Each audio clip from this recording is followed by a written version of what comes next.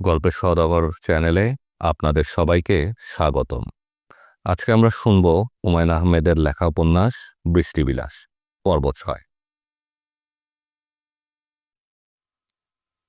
কবরটা খোঁড়া হলো, দেখা গেল কবরে কিছুই নেই, কাফনের কাপড়টা শুধু পড়ে আছে। ভূতের গল্প শেষ করে শ্যামা ভয় কাটানোর জন্য একটা মজার গল্প বলবে। যে গল্প বলবে সেটাও ঠিক করা। গল্পটা সবচেয়ে সুন্দর বলতে পারে তৃণা, তবে সে নিজেও খারাপ বলে না। এক পথচারী অন্য একজনকে জিজ্ঞেস করল, ভাই শুনুন, এ রাস্তাটা কি হাসপাতালের দিকে গিয়েছে?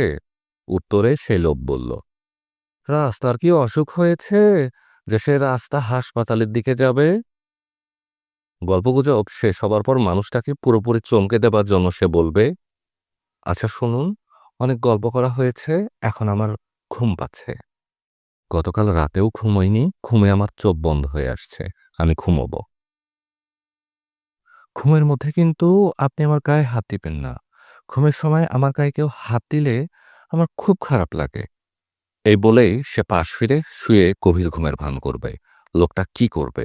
বাধ্য ছেলের মতো চুপচাপ পাশে বসে থাকবে? আজান হচ্ছে, সুলতানা উঠেছেন, রান্নাঘরের দিকে যাচ্ছেন। চুলোয় চায়ের কেতলি বসিয়ে তিনি তার স্বামীকে ডেকে তুলবেন। দুজনে ফজরের নামাজ পড়ে একসঙ্গে চা খাবেন, তারপর আবার ঘুমোতে চলে যাবেন। ঘণ্টাখানেক ঘুমিয়ে আবার উঠবেন। এরপর এই ওঠা ফাইনাল ওঠা, আগেরটা সেমিফাইনাল। এই রুটিনের কোনো ব্যতিক্রম শামা তার জীবনে দেখেনি। শামা এবং তার বাবা রুটিনের মধ্যে আটকা পড়ে গেছেন। মানুষ অতি দ্রুত রুটিনে আটকা পড়ে যায়। ভালোবাসাবাসীও কি একসময় রুটিনের মধ্যে চলে আসে? রুটিন করে একজন আরেকজনকে ভালোবাসে? শামা বিছানায় উঠে বসল। সে ঠিক করল এক কাপ চা নিয়ে ছাদে চলে যাবে। ছাদে হাঁটতে হাঁটতে চা খাবে, চা খেতে খেতে গুছিয়ে নিবে। এসা সেজে আজ কি কি কথা আতাউর নামের মানুষটাকে বলবে। বলবে কি বলবে না সেটাও ভাবার ব্যাপার আছে। এখন আর কি বলে কথা হবে? তবুও হয়তো সে বলবে, কারণ তার কথা বলতে ইচ্ছে করছে। কথা বলতে হবে ৯টার আগে। ৯টার সময় মানুষটা নিশ্চয়ই অফিসে চলে যাবে।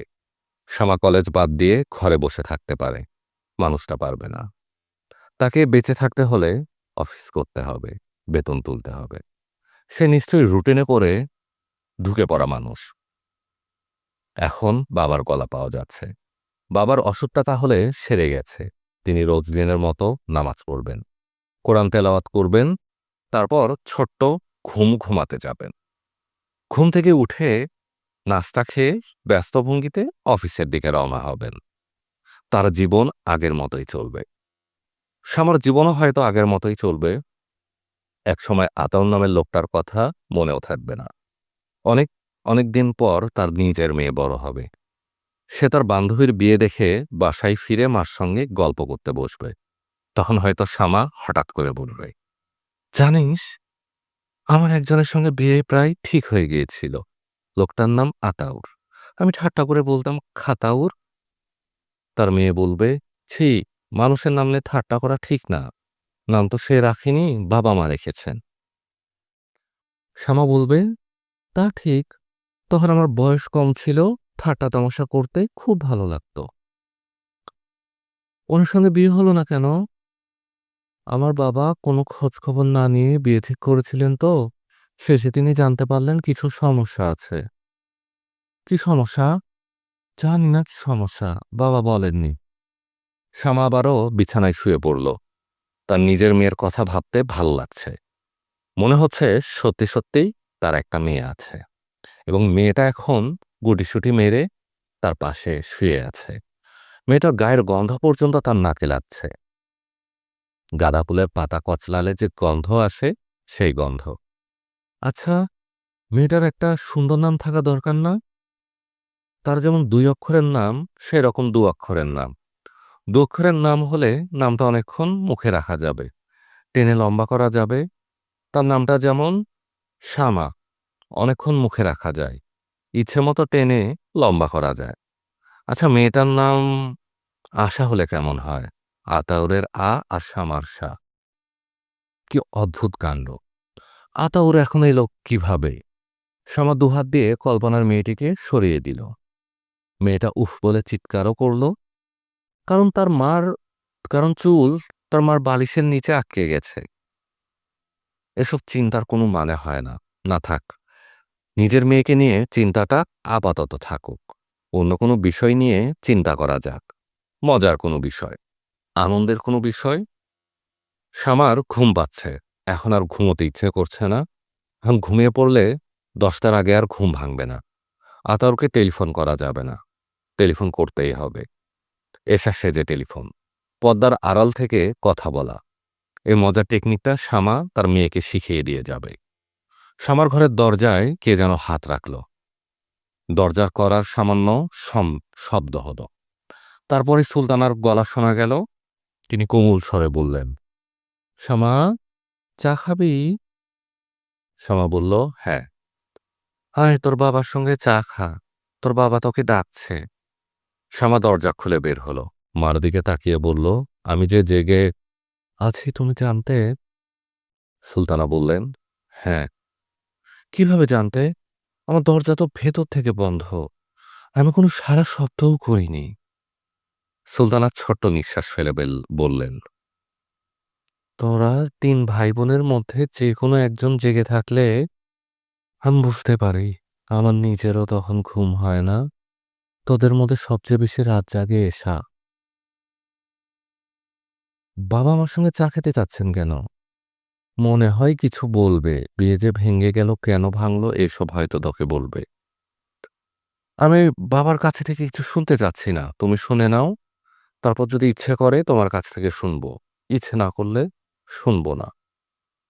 সুলতানা মেয়ের কাঁধে হাত রেখে বললেন, বাবা ডাকলে কখনো না করতে নেই।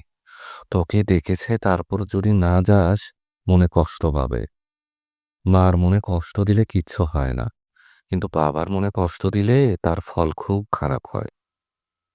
আব্দুর রহমান সাহেব শ্যামাকে দেখে একটু নড়েচড়ে বসলেন। তার হাতে চায়ের কাপ, কাপে চুমুক দিতে যাচ্ছিলেন। চুমুক না দিয়ে কাপ নামিয়ে রেখে মেয়ের দিকে তাকিয়ে হাসলেন। শ্যামা বলল, তুমি কিছু বলবে? আব্দুর রহমান সাহেব নরম গলায় বললেন, দাঁড়িয়ে আছিস কেন? আগে বস, তারপর বলি। শ্যামা বসল। আব্দুর রহমান সাহেব নিজেই মেয়ের হাতের চায়ের কাপ তুলে দিতে দিতে বললেন, আমি হলাম বোকা মানুষ। আমি নিজেও বোকা, তোর মাও বোকা। 2 বোকা মিলে বিরাট ভুল করে ফেলেছি। এই ভুলের মা বাপ নেই। খোঁজ খবর না নিয়ে তোর বিয়ে ঠিক করে ফেললাম। ছেলেও আসা যাওয়া শুরু করলো। কি অবস্থা! শ্যামা বলল, আসা যাওয়া শুরু করেনি বাবা, একদিনই এসেছিল। সে একদিন আসাটাও তো ঠিক না মা। তোর মা যত্ন করে আবার ভাত খাইয়েছে, তুই আবার তাকে নিয়ে নিউ মার্কেটে বান্ধবীর জন্য উপহার কিনতে গেলি। তোর মার কাছে শুনেছি এক রিকশায় গিয়েছিস। কি ঘৃণাকর অবস্থা! তোর অবশ্য দোষ নেই, দোষটা আমার। আমি গ্রিন সিগন্যাল দেওয়ার কারণেই তো বাসায় এসে ভাত খাওয়া শুরু করলো। চিন্তা করতে আমার কেমন যেন লাগে। একটা মানুষ একবেলা ভাত খেয়েছে, এটা তেমন কোনো ব্যাপার না বাবা। কতজনই তো আমাদের বাসায় খেয়েছে, তাতে কি হয়েছে?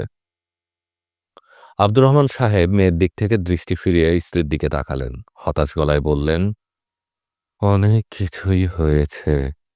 এ তো নর্মাল ছেলে না, পাগল। সুলতানা হতভম্ব গলায় বললেন, পাগল মানে? মাথার অসুখ প্রায় হয়, তখন কাউকে চিনতে পারে না। দরজা তালা বন্ধ করে রাখতে হয়, এমন অবস্থা। এরা অসুখ গোপন করে বিয়ে দিতে যাচ্ছিল। মানুষের ধারণা আছে না, বিয়ে দিলে পাগল ভালো হয়, তাই ভেবেছে কাউকে কিছু না জানিয়ে বিয়ে দিয়ে দিবে, পাগল ভালো হয়ে যাবে। আমার মেয়ে হবে পাগল ভালো করার ট্যাবলেট। এই ছেলের আগেও একবার বিয়ে ঠিক হয়েছিল, পানচিনি হয়েছে। মেয়ে পক্ষ খবর পেয়ে পরে বিয়ে ভেঙে দেয়। গতকাল আমি ছেলের বড় বোনের কাছে গিয়েছিলাম, তিনি ঘটনা স্বীকার করেছেন। ছেলে যেমন বজ্জাত, আত্মীয় স্বজনরাও বজ্জাত। ধরে চাপকানো উচিত, এদের জুতা পিটা করা উচিত। এরা শিয়াল কুকুরেরও অধম। শ্যামা বলল, এসব কেন বলছো? বলবো না? না বলবে না? বিয়ে ভেঙে গেছে, ফুরিয়ে গেছে, গালাগালি করবে কেমন? আমি এমন কি গালাগালি করলাম? তুই এত রাগ করছিস কেন? জানি না কেন রাগ করছি, আমার ভালো লাগছে না। আমি বাবা উঠলাম। আব্দুর রহমান সাহেব চাপা গলায় বললেন, ছেলে যোগাযোগ করার চেষ্টা করতে পারে, উল্টাপাল্টা বোঝানোর চেষ্টা করতে পারে, একেবারে পাত্তা দিবি না। কি সর্বনাশ! আমার মেয়েটা কি আরেকটু হলে পাগলের পাল্লায় তুলে দিয়েছিলাম। শ্যামা বাবার সামনে থেকে উঠে চলে এলো। হ্যালো, আমি এশা। বুঝতে পারছি। তুমি কেমন আছো? আমি ভালো আছি। আপনার গলাটা এমন লাগছে কেন? মনে হচ্ছে আপনি না, অন্য কেউ কথা বলছে। আমার মন ভালো নেই। মন ভালো না থাকলে আমার গলার স্বর বদলে যায়। মন ভালো নেই কেন? বিয়ে ভেঙে গেছে বলে? আতর রহমান জবাব দিলেন না। শামা কিছুক্ষণ জবাবের অপেক্ষা করল। জবাবের জন্য জবাবের অপেক্ষা করে ভালোই হলো। পরের প্রশ্নটা কি করা যায় ভাবার সময় পাওয়া যাচ্ছে। কঠিন কঠিন কিছু প্রশ্ন করা উচিত। কঠিন প্রশ্নগুলো মাথায় আসছে না, বরং উল্টোটা হচ্ছে। শামার গলা ভার হয়ে আসছে। এশা, জি, তোমরা সবাই আমাকে খুব খারাপ ভাবছ, তাই না? আমি ভাবছি না, তবে অন্যরা ভাবছে। তুমি ভাবছ না কেন? কারণ আমি আপনাকে খুব ভালো কখনো মনে করিনি। বাবা মনে করেছেন, এই জন্য বাবা কষ্ট পাচ্ছেন। আর আব্বা খুব কষ্ট পেয়েছে। সে অবশ্য কষ্টের কথাটা কাউকে বলেনি, কিন্তু আমি বুঝতে পারি। ও আচ্ছা, আমি বয়স অনেক ছোট, কিন্তু আমি কি আপনাকে একটা উপদেশ দিব? দাও। আপনার বিয়ে করা উচিত হবে না। আপনি তো মোটামুটি অসুস্থ না? বেশ অসুস্থ। আমার কথা কি ভুল? না, ভুল না। আমি যখন অসুস্থ হই, বেশ ভালোই অসুস্থ হই। আমাকে তালাবদ্ধ করে রাখতে হয়। অসুখটা সেরে গেলে পুরনো অনেক কিছুই আমি ভুলে যাই। এই অসুখ সারবে ডাক্তাররা কি এমন কোনো কথা বলেছে? না, বলেননি, বরং উল্টোটা বলেছে। বলেছেন বয়সের সঙ্গে সঙ্গে অসুখটা বাড়বে। অসুখের ব্যাপারটা গোপন করাটা কি আপনার অন্যায় হয়েছে? হ্যাঁ, খুব অন্যায় হয়েছে। অন্যায়টা কেন করলেন? তোমার আপাকে দেখে মনে হলো আমার অসুখটা সেরে গেছে, আর কোনোদিন হবে না। যে অসুখ হবে না আগ বাড়িয়ে সে অসুখের কথা বলতে ইচ্ছে করল না। আপার আগে আপনার আরো একটা মেয়ের সঙ্গে বিয়ের কথা হয়েছিল। তাদেরকেও আপনার অসুখের কথা জানাননি। ওই মেয়েটিকে দেখেও কি আপনার মনে হয়েছিল অসুখ সেরে গেছে? আতাউর চুপ করে রইল। এসা বলল, আচ্ছা থাক, এ প্রশ্নের জবাব দিতে হবে না। আপনি কিছু বলতে চাইলে বলুন, আমি টেলিফোন রেখে দিব। আমি তোমার আপার সঙ্গে একটু কথা বলতে চাই। তুমি কি ব্যবস্থা করে দিবে? তাকে একটা দুটা কথা বলতে চাই। কি কথা? এটা তোমার আপাকে বলবো, তোমাকে না। আপার সঙ্গে কথা বলার সুযোগ পাবেন না, কারণ আপা আপনার সঙ্গে কখনো কথা বলবে বলে মনে হয় না। তাছাড়া আপার অন্য এক জায়গায় বিয়ের কথাবার্তা হচ্ছে। ছেলের নাম আশফাকুর রহমান। ছেলে মেরিল্যান্ড ইউনিভার্সিটির টিচার।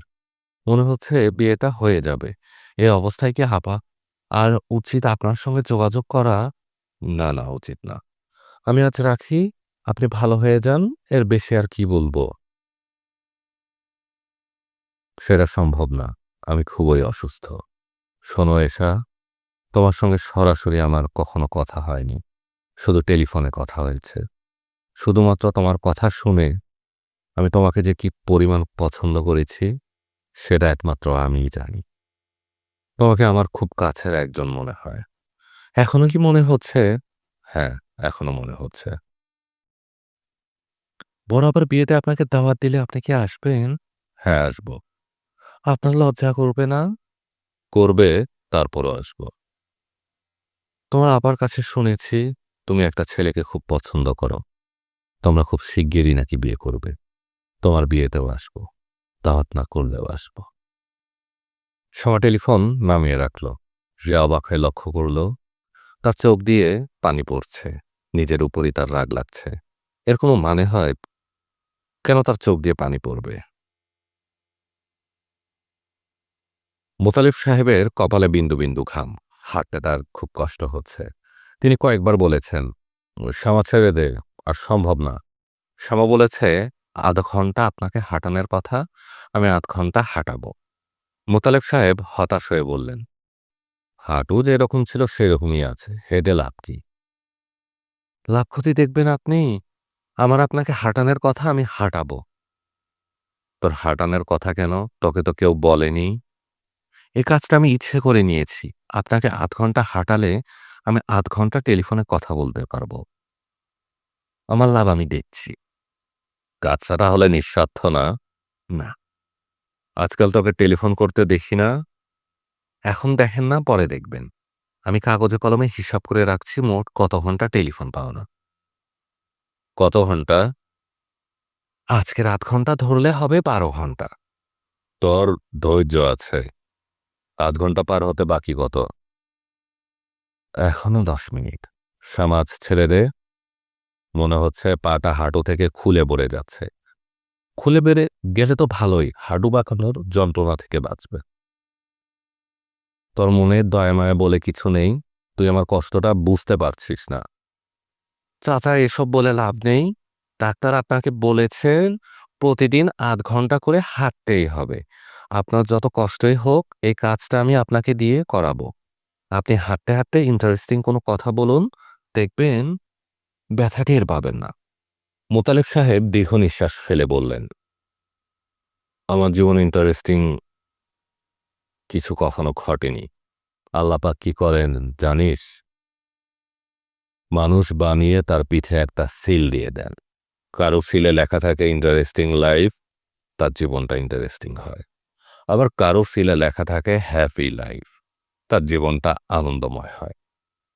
আপনার সিলে কি লেখা?" "কিছুই লেখা নেই। শুধু একটা ক্রস চিহ্ন দেওয়া। এই ক্রস চিহ্নের মানে হলো এই লোকের সব বাতিল।" শ্যামা হেসে ফেলল, মোতালেব সাহেবও হাসলেন। শ্যামা বলল, "মানুষ হিসেবে আপনি খুব বোরিং। বোরিং মানুষ সামান্য মজার কিছু বললেই মনে হয় অনেক মজার কিছু বলা হয়েছে। আর আমি যেহেতু খুবই ইন্টারেস্টিং একজন মানুষ, আমার খুব মজার কথাও লোকজনদের কাছে বিরক্তিকর মনে হয়। তুই এক কাজ কর, বোরিং পারসন হবার চেষ্টা কর।" "চেষ্টা করছি। লোকজনদের সঙ্গে কথাবার্তা কমিয়ে দিয়েছি। আগে কেউ কোনো প্রশ্ন করলে মজা করে উত্তর দেওয়ার চেষ্টা করতাম। এখন শুকনো ধরনের উত্তর দেই, কাঠখোট্টা জবাব।" "আধ ঘন্টা শেষ হয়েছে?" "হ্যাঁ, হয়েছে।" "যা টেলিফোন করে আয়। আধ ঘন্টা না, আজ টেলিফোন করবি ১ ঘন্টা। তারপর তোর সঙ্গে কিছুক্ষণ কথা বলবো। পরীক্ষা করে দেখি তুই কি পরিমাণ বোরিং পারসন হয়েছিস।" "টেলিফোন করব না চাচা।" "তাহলে আয়, আমরা কথা শুরু করি।" "আজ কথা বলবো না চাচা, বাসায় আজ খুব ঝামেলা, বাসায় চলে যাব।" "তোর সঙ্গে কিছু জরুরি কথা ছিল। তোর বিয়ে ভেঙে গেছে শুনেছি। কেন ভাঙলো কিছুই জানি না। আবার শুনছি অন্য এক জায়গায় বিয়ে ঠিক হয়েছে। কি ঘটছে একটু বলবি?" শ্যামা সহজ গলায় বলল, "সামারি অ্যান্ড সাবটেন্স বলে যাই। আতাউর রহমান নামে যার সঙ্গে বিয়ে ঠিক হয়েছিল, খোঁজ নিয়ে জানা গেল মানুষটা অসুস্থ। সারা বছর অসুস্থ থাকেন না, মাঝে মাঝে থাকেন। খুব বেশি যখন অসুস্থ হয়ে পড়েন, তখন তাকে তালাবদ্ধ ঘরে রাখতে হয়। বুঝতে পারছেন অসুখটা কি?" "পারছি।" "আমার অন্য জায়গায় বিয়ের কথাবার্তা হচ্ছে বলে যেটা শুনেছেন, সেটা ঠিক না। বিয়ের কথাবার্তা হচ্ছে না। তবে ট্রিনা নামে আমার এক বান্ধবী আছে, ওর হবি হচ্ছে বান্ধবীদের বিয়ে দিয়ে দেওয়া। আমার ৩ বান্ধবীর বিয়ের কলকাঠি সে নেড়েছে। আমার ব্যাপারেও নাড়তে শুরু করেছে। বিয়ের ব্যবস্থা করার তার কৌশলগুলি খুব সুন্দর, মুগ্ধ হবার মতো কৌশল। একেক জনের জন্য একেক কৌশল। আমার জন্য একটা কৌশল বের করেছে এবং অনেক দূর এগিয়ে গেছে। অন্য এক সময় আপনাকে বলবো, আজ আর বলতে ইচ্ছে করছে না। চাচা, আপনি কি আমাকে আর কিছু জিজ্ঞেস করবেন?" "না।" "চাচা, যাই?" মোতালেব সাহেব কিছু বললেন না। তার মন খুবই খারাপ হয়েছে। এই মেয়েটার জন্য কিছু করতে ইচ্ছে করছে।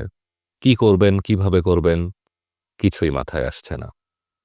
তিনি জন্মগ্রহণ করেছেন পিঠে ক্রস নিয়ে। এ ধরনের মানুষেরা ইচ্ছা থাকলেও কারো জন্য কিছু করতে পারে না। যে নিজের জন্য কিছু করতে পারে না, সে অন্যের জন্য কি করবে? শ্যামা বাসায় ঢুকে দেখে বাসার পরিস্থিতি খুবই স্বাভাবিক। অথচ সে যখন বাসা থেকে বের হয়ে দোতলায় মুত্তালিব সাহেবের কাছে চলে গিয়েছিল, তখন পরিস্থিতি ছিল ভয়ঙ্কর। আব্দুর রহমান সাহেব যে ব্যাপার কখনো করেন না, তাই করছিলেন। রেগে রেগে থালা বাসন ভাঙছিলেন। টেবিলের উপর রাখা দুটো কাপ এবং একটা পানির জগ ছুঁড়ে মারলেন সুলতানার দিকে। সুলতানা ক্ষীণ স্বরে বললেন, এরকম করছো কেন? একটু শান্ত হয়ে বারান্দায় বসো। আব্দুর রহমান সাহেব চেঁচিয়ে বললেন, কেন শান্ত হব? আমাকে একটা কারণ দেখাও যার জন্য শান্ত হব। সুলতানা এশার কাছে গিয়ে বললেন, মা, যা তোর বাবাকে একটু শান্ত কর। এশা শাড়ি ইস্ত্রি করছিল। সে শাড়ি ইস্ত্রি এক মুহূর্তের জন্য বন্ধ না করে বলল, কোনো দরকার নেই, বাবা আপনা আপনি শান্ত হবে। এরকম করলে তো স্ট্রোক হয়ে যাবে। হলেও কিছু করার নেই। সুলতানা কাদো কাদো মুখে বড় মেয়ের কাছে গেলেন। প্রায় মিনতির গলায় বললেন, শ্যামা, তোর বাবাকে একটু সামলা। সারা ঘরে ভাঙা কাচের টুকরা। তোর বাবা খালি পায়ে হাঁটছে, দাঁড়িয়ে আছে, রাগের মাথায় কোনো দিক না তাকিয়ে হাঁটবে, কাচের টুকরাই পা কাটবে। শ্যামা বলল, বাবার সামনে আমি গেলে এখন ধমক খাবো।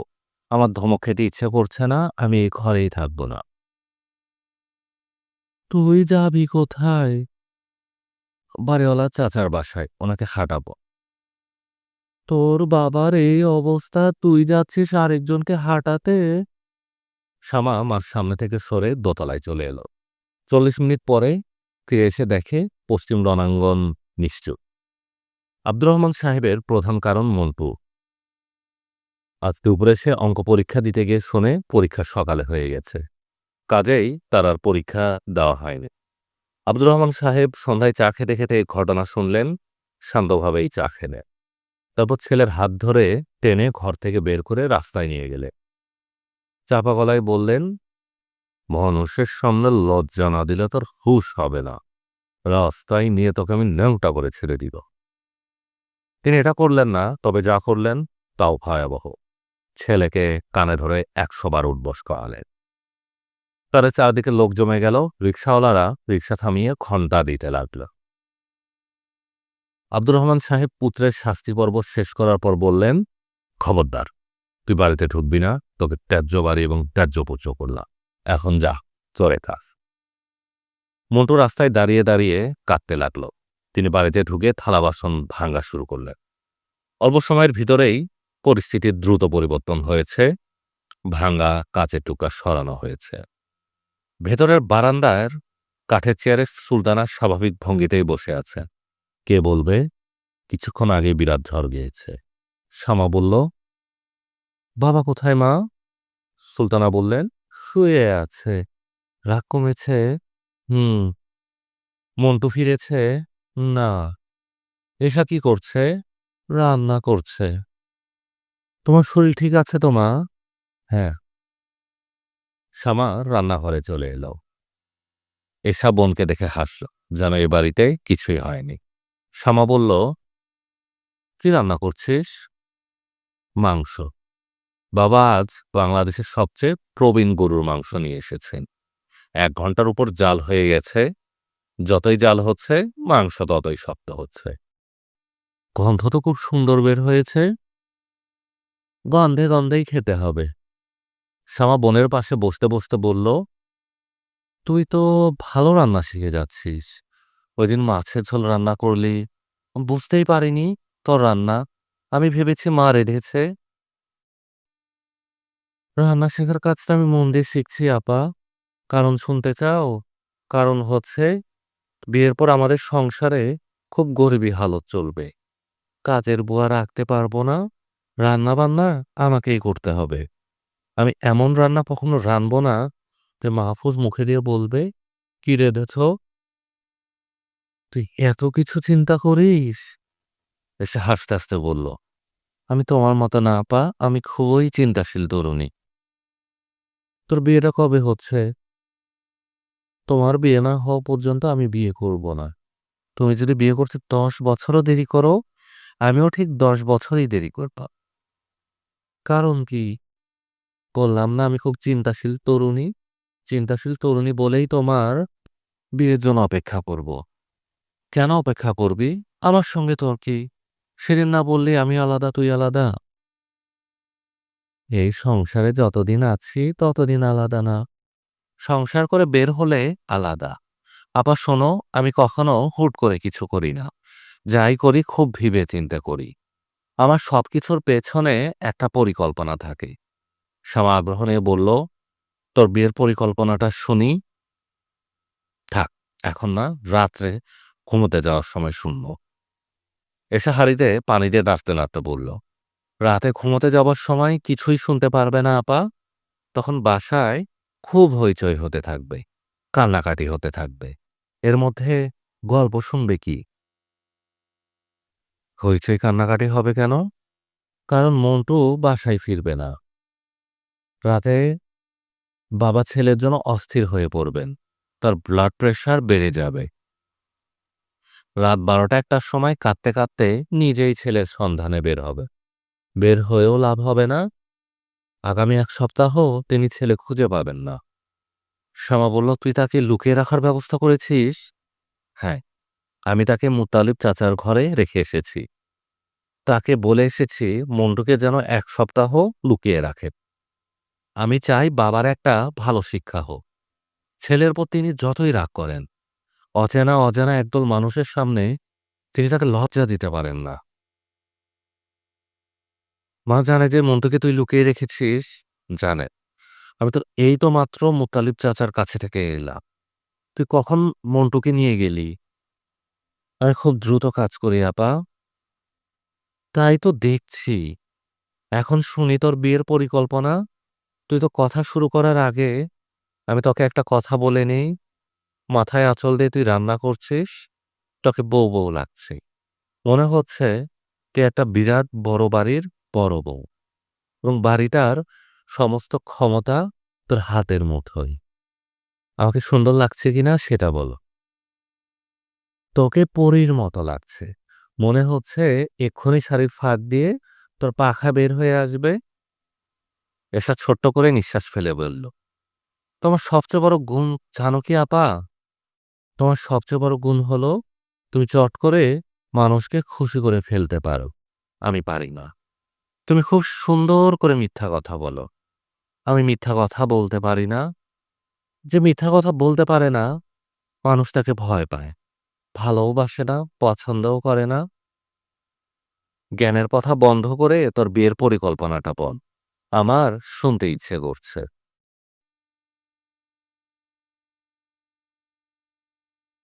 আপনারা শুনছিলেন হুমায়ূন আহমেদের লেখা উপন্যাস বৃষ্টিবিলাস পর্ব 6। পরবর্তী পর্ব শুনতে আমাদের গল্পের সওদাগর চ্যানেলে চোখ রাখো।